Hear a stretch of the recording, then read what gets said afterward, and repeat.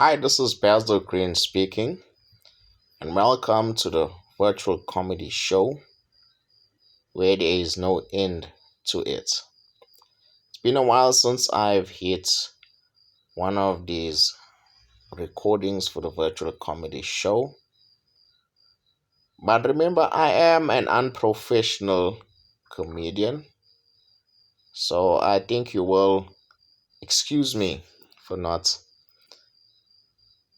putting up enough comedy for you. I just want to start off by saying this is for free.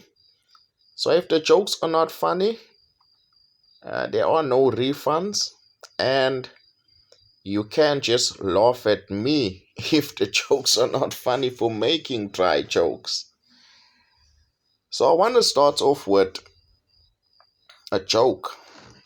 Well, it is the virtual comedy show, but this is more or less a true story. Yesterday I was at a some function, in fact.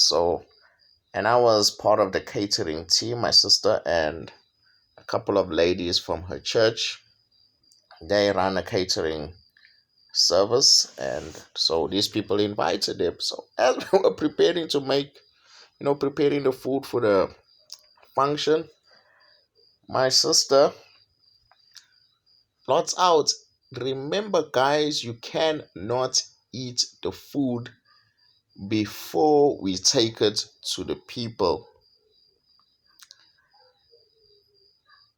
First they need to eat, and then if they allow us, you will have some food afterwards.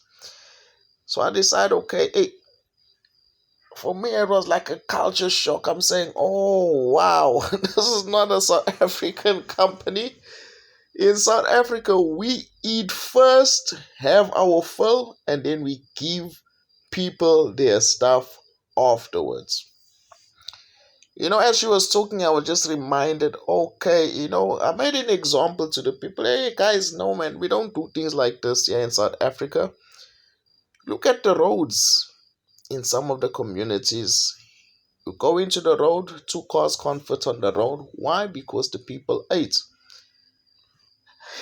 So we don't do things like that. We don't wait for them to eat first. We must eat first, and then they must have their share afterwards. Whatever we have left over for them, they must have their share after we have had our fill. So, so my sister was doing something very, very foreign to us South Africans. So I was like, hey, we don't do this like she almost started a whole toy for what she was doing, a riot and stuff. So I said, okay, guys, we understand that we're having a culture shock. So I had to try and encourage the guys that don't worry, we are gonna eat. But in South Africa, I was thinking about the roads, and funny enough, after I drove one of the young kids that was there to come and help. I drove into one of these small roads, and there was a car coming in front of me, and it could not fit. Two of us said, I had to try and get off the road, but the car could not fit. And I could not help but remember. And I looked at the front. I said, came into this road. There was a stop street and enough space for another car to come in. How did this road get so small?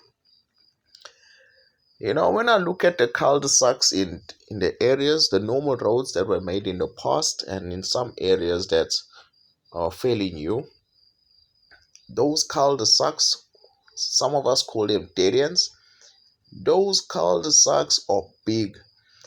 But in these kinds of roads, where the road is big in the front, but the stop streets, two cars can fit there, just to say at the entrance, no, we did our job. We never eat before we came to you guys. But when you get to the end of the cul-de-sac, the end of it is not as big as the normal ones. It's actually small. The road ends up being shaped as a knife. Now, in Zulu, a knife, mess. But when you use the knife, uyakwazi. Now, this was like a subliminal message for us to say, guys, if you want to have one of these projects, you need to do what we are doing. Fanele ukwazi. And when you kwaza, you must eat first, and then you give to the people last. That is the strategy. So, hey, my sister, my sister just saw, hey, your brother's doing his things, okay? I know, even if I'm not funny, I have fun. Like I'm having fun now. And if you're listening to this on a Monday, it should not be a blue Monday for you. Why? Because you are listening to the unprofessional comedian Basil Green from the virtual comedy show. You must enjoy your week and just share the stuff with your friends.